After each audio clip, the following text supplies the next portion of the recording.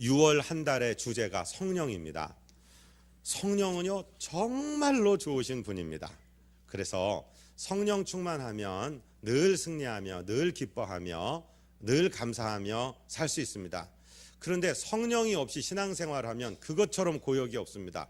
그것처럼 힘든 일이 없습니다. 하여튼 성령 충만하시기를 바랍니다. 아멘. 그래서 오늘도 성령에 대해서 공부를 하려고 합니다. 성령의 다른 이름은 보혜사 이렇게 되어 있어요. 한번 해보실까요? 보혜사. 예, 보혜사는 그 한자의 뜻대로 풀면 보호하신다, 은혜를 베푸신다, 선생님 이런 뜻입니다. 또 원어적으로 보면 파라클라이토스라고 얘기하는데 파라는 옆에, 클라이토스는 불리워 오신 분, 하나님께서 우리 옆에 불러서 옆에 계신 분, 우리를 돕기 위해 계신 분. 또 영어 표현으로 한다면 카운슬러 또는 advocate. advocate라는 말은 변호사 이런 뜻이 된다는 말씀이죠.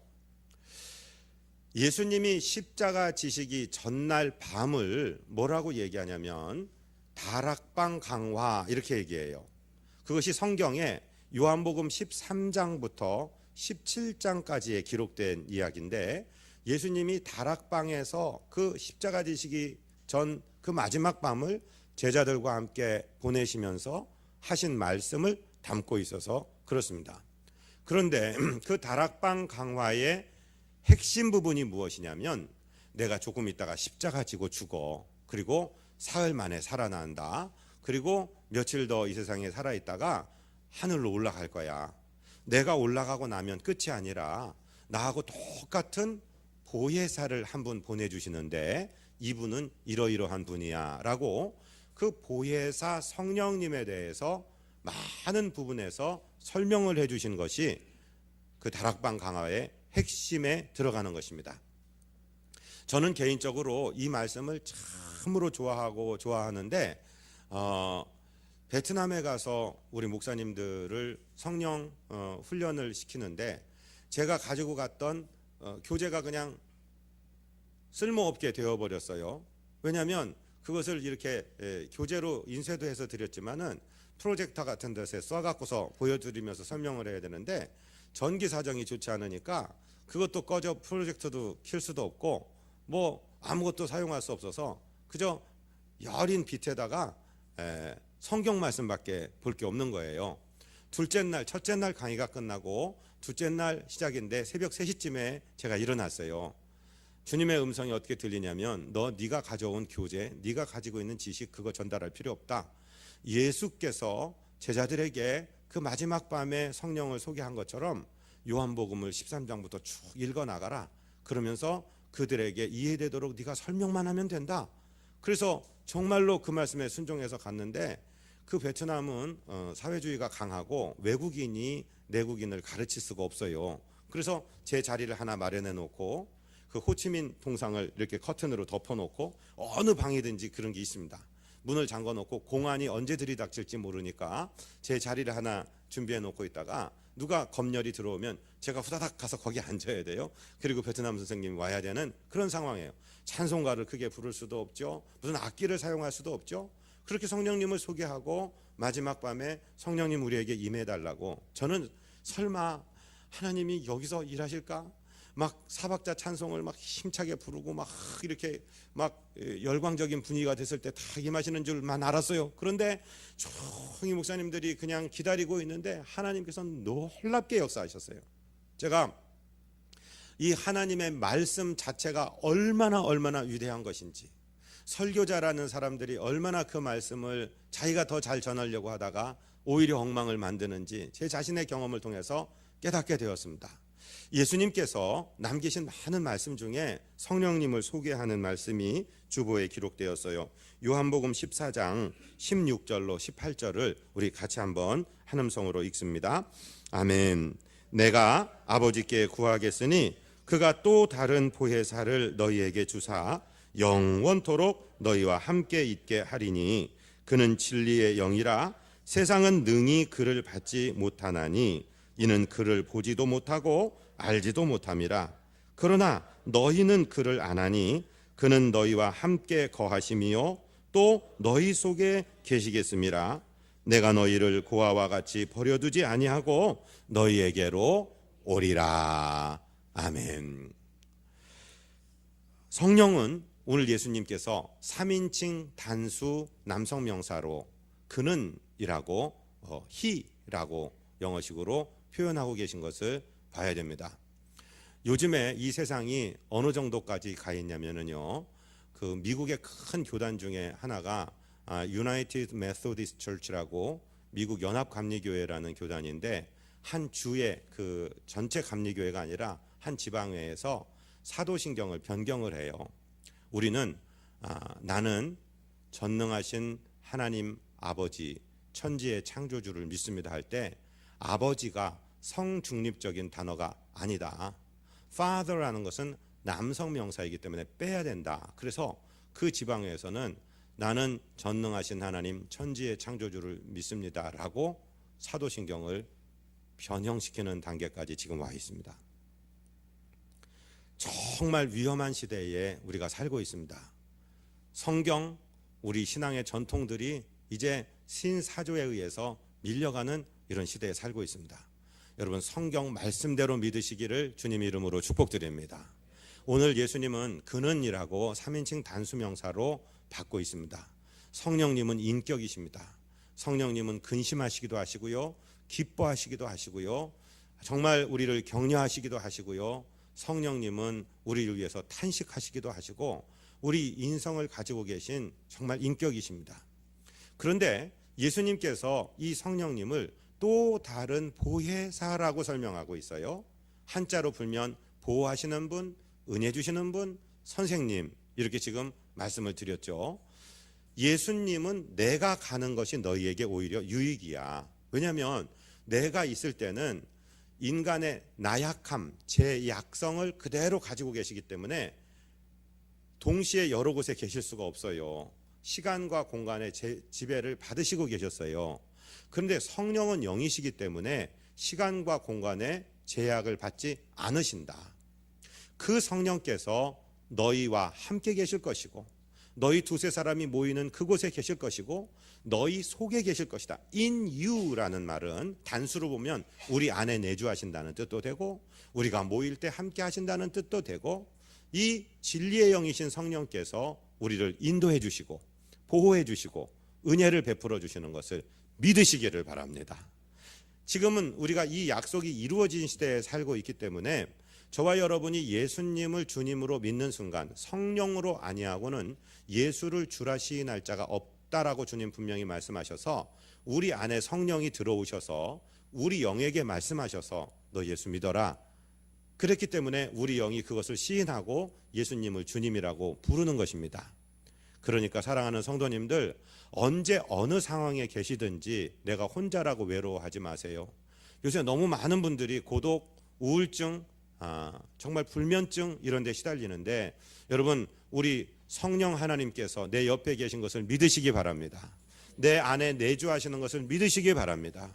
우리가 작은 무리 두세 명이 모였다고 연약하다고 생각하지 않게 되시기를 바랍니다. 그 모임 가운데 우리 성령님, 보혜사 성령께서 함께 계시기 때문입니다. 진리의 영이십니다. 그분이 우리 안에 계신 것이죠. 그러면 이분은 우리 안에서 어떤 일을 하시느냐? 자유케 하신다 이 말씀이에요. 자, 주보에 로마서 8장 1절 2절이 기록되었습니다. 그러므로 이제 그리스도 예수 안에 있는 자에게는 결코 정죄함이 없나니 이는 그리스도 예수 안에 있는 생명의 성령의 법이 죄와 사망의 법에서 너를 해방하였음이라. 아멘. 죄와 사망의 법은 율법을 말합니다. 율법은 물론 순기능이 있습니다. 우리를 경고해서 죄짓지 않게 하는 것, 이런 죄를 지면 벌을 받을 거야, 이런 죄를 지면 저주를 받는다, 이런 죄를 지면 하나님에 의해서 끊어져 나간다, 이런 경고를 우리에게 주심으로 우리로 하여금 죄짓지 않게 보호하는 아주 순기능이 있어요. 그런데 이 율법이 연약한 부분이 무엇이냐면 이 율법을 어긴 사람들에게는 어떤 좋은 일도 못해요. 벌 주고 저주하는 일밖에는 못해요. 그것을 사망의 법, 그것은 죽음의 법, 그거는 검사가 참소하는 법, 이런 법이에요. 근데 예수님께서 오셔서 이 율법의 연약함을 완전케 하셨는데 십자가로 그 모든 율법의 연약함, 율법을 어긴 사람을 벌을 주어야만 하는 그 연약함을 주님이 십자가로 담당하심으로 완전한 법, 생명의 법을 주셨어요. 이 생명의 법을 우리에게 기억나게 하시고 우리를 생명의 법으로 인도하시는 분이 성령이십니다. 그래서 이 세 법을 성령의 법이라고 하는 것입니다. 이 성령의 법이 저와 여러분을 자유케 하십니다. 아멘.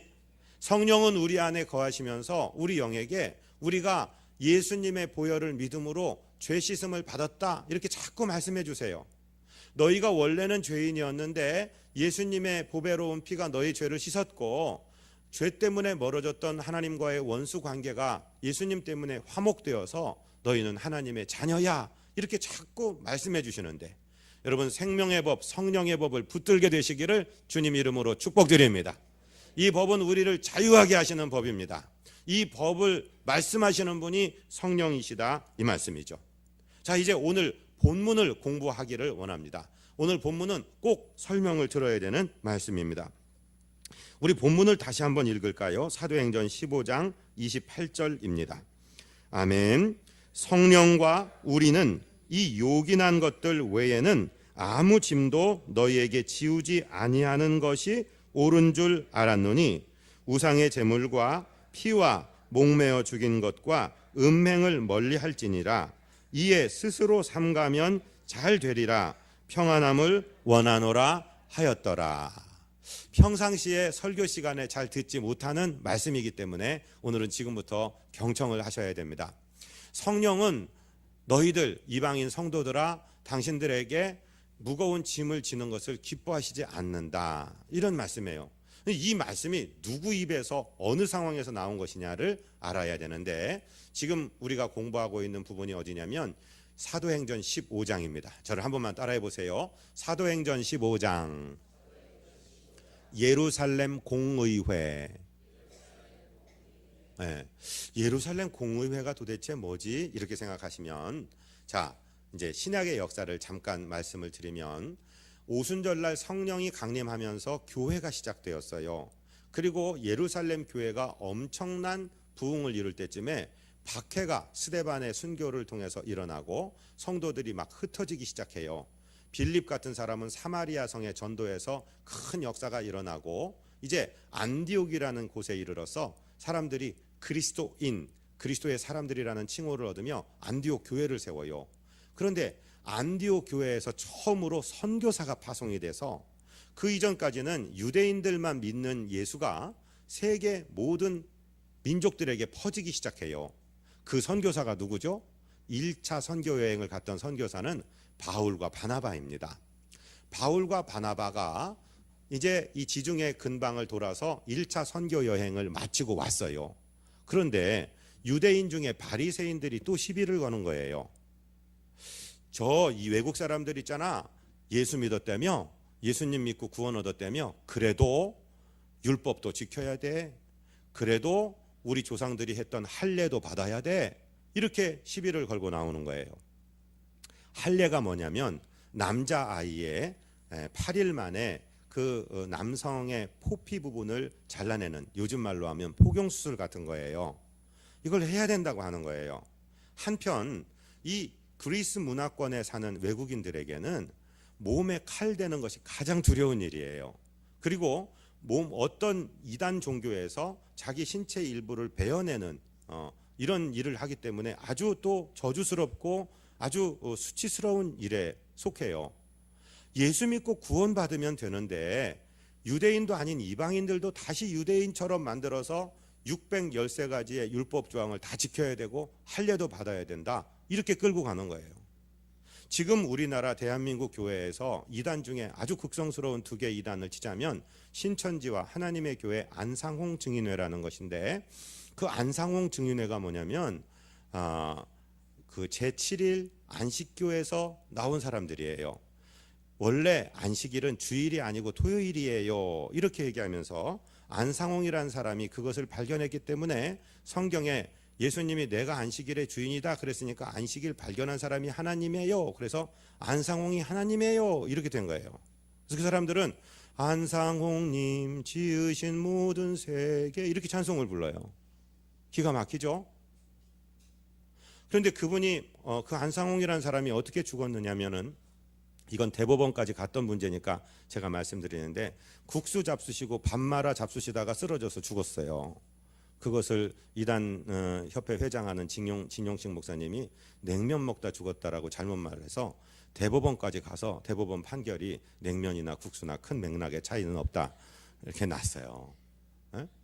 그 남자 하나님이 죽으니까 그의 부인도 아니고 정부였던 장길자라는 사람이 엄마 하나님이 됐어요.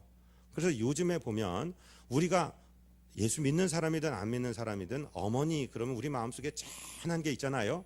그 어머니 하나님이 장길자다 이래갖고 그걸 믿고 있어요. 그러면서 각처의 좋은 건물 부동산은 이제 이 세상 망할 세상이니까 재산 다 팔아봤죠. 성도들 재산을 긁어다가 그런 부동산들을 사고 있다 이 말씀이죠. 그 사람들 주장이 뭐냐면, 구약 성경에 분명히 안식일 안 지키면은 하나님에게서 끊쳐진다고 했으니까 지켜야 돼 이런 식이에요. 그러니까 지금 바리새인들의 논리가 그런 논리예요.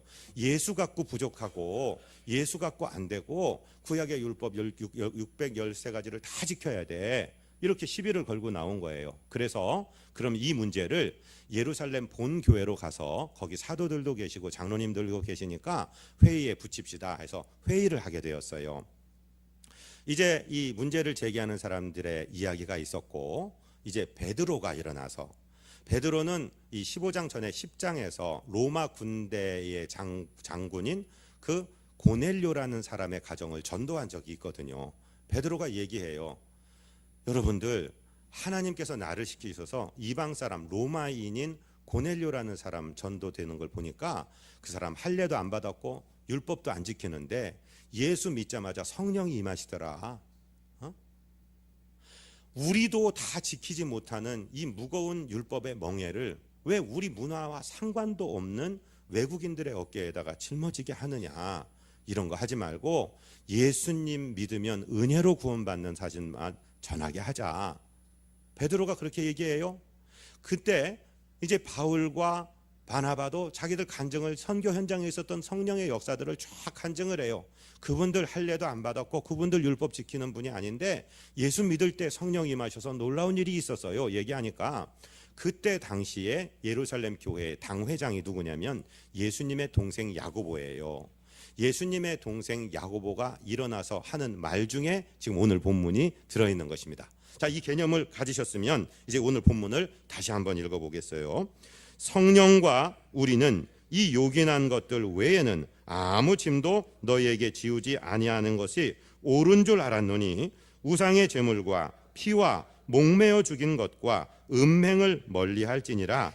이에 스스로 삼가면 잘 되리라. 평안함을 원하노라 하였더라. 아니 그냥 아무렇게나 행해도 된다고 할 것이지 왜 29절에 단서 조항은 붙였습니까? 왜 우상 제물 안 되고 피 안 되고 목매어 죽인 것 안 되고 음행 안 된다고 했습니까? 하면 이 29절에 나타나는 리스트들은 이방의 종교들에서 그들의 제의로 행하는 행위들입니다. 그래서 하나님 믿는 것을 이방 우상 섬기는 것처럼 믿어서는 안 된다. 이것만 구별하면 어떤 짐도 당신들에게 지우지 않는다라는 이야기한 것을 지금 우리가 공부하고 있습니다. 이해가 되셨습니까? 아멘. 그런데 오늘 우리가 말씀을 받으려고 하는 것은 이 맥락이나 주제가 아니라 한 단어입니다. 오늘 본문이 시작하는 단어가 뭐냐면 성령과 우리는. 자, 어떤 문서를 만들 때 내가 당회장이면 뭐뭐뭐뭐 쓰고 예루살렘 교회 당회장 야고보 이렇게 쓰면 될 거 아니에요. 그런데 오늘 본문은 교회의 당회장 이름으로 가는 게 아니에요. 교회의 이름으로 가는 것도 아니에요.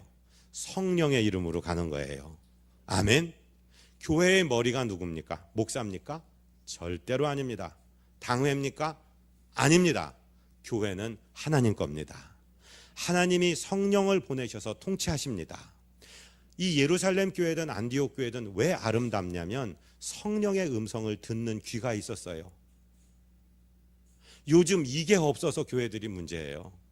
교단들마다 패거리를 만들고 법정에 가서 고소고발을 하고 정말 눈물 나고 안타까운 일이에요. 우리가 그렇게 소망하는 초대교회는 성령이 다스렸어요. 성령의 음성을 들었어요. 사랑하고 존경하는 성도 여러분, 성령님을 모시는 공동체를 이루시기를 주님 이름으로 축복드립니다.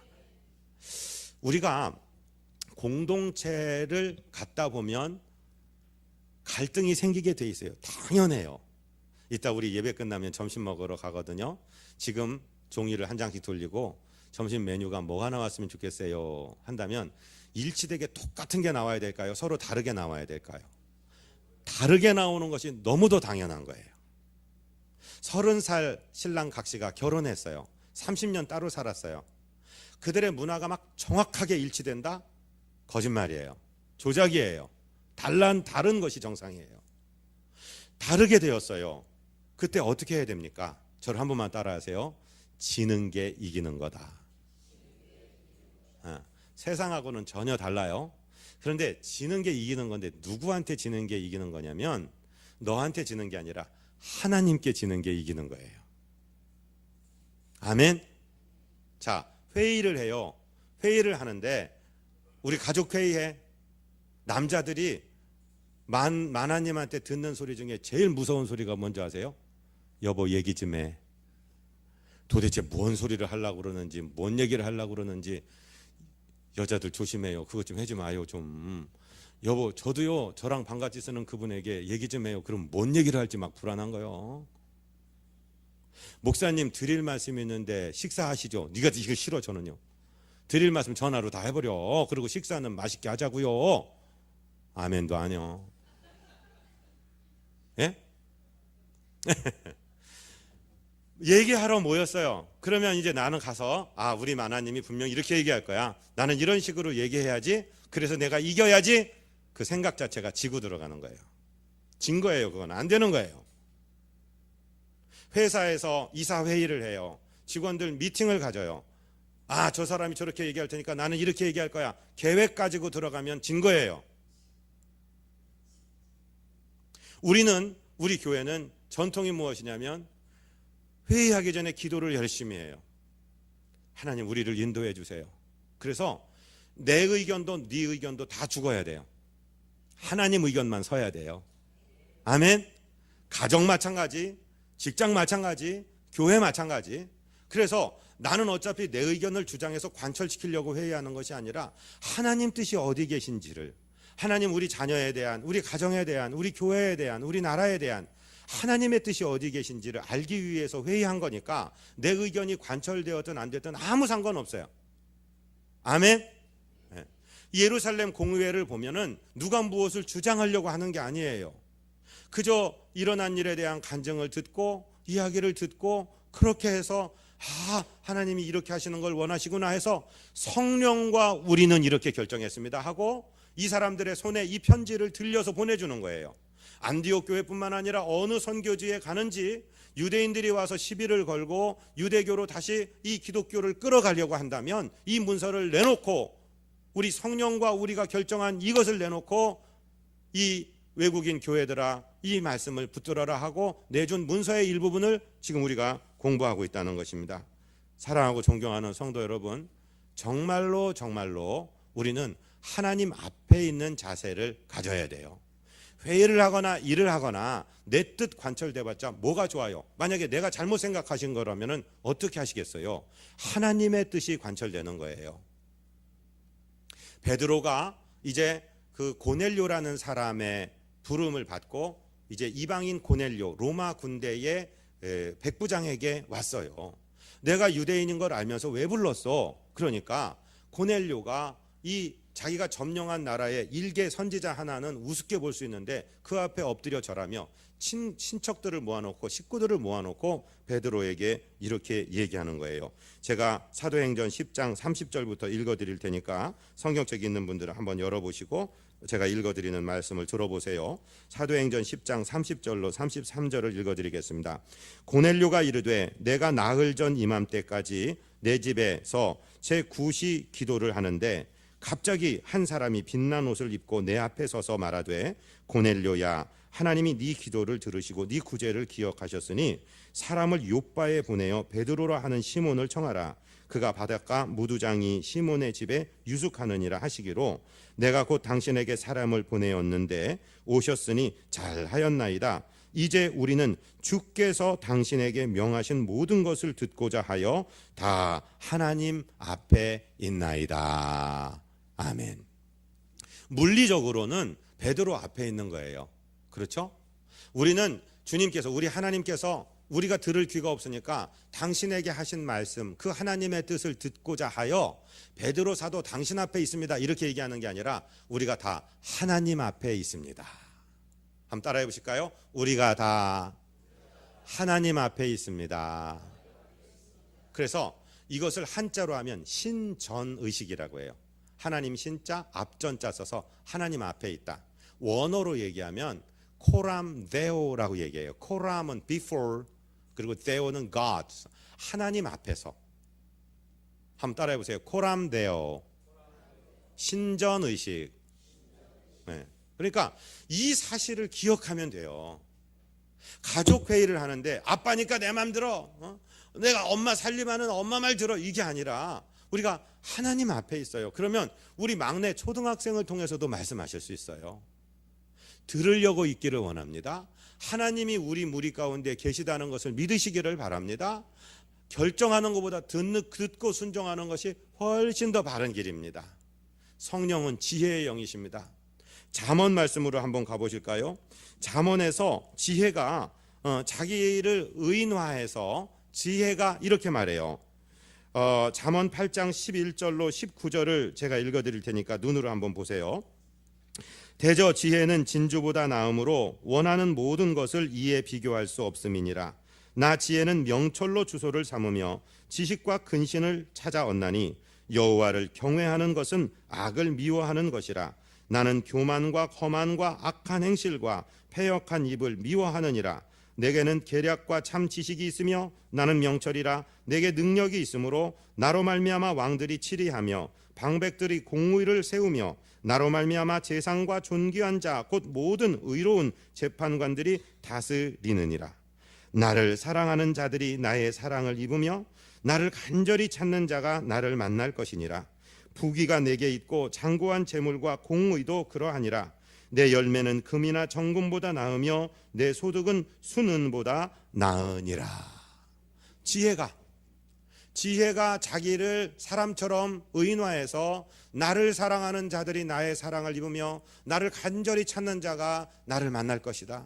내 집 문 앞에서 나를 기다려다오, 이렇게 얘기하는 거예요. 여러분, 지혜를 가져야 돼요.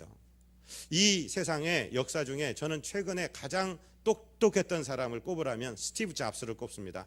이 스티브 잡스 한 사람 때문에 이 세계의 역사가 다 바뀌고 있어요.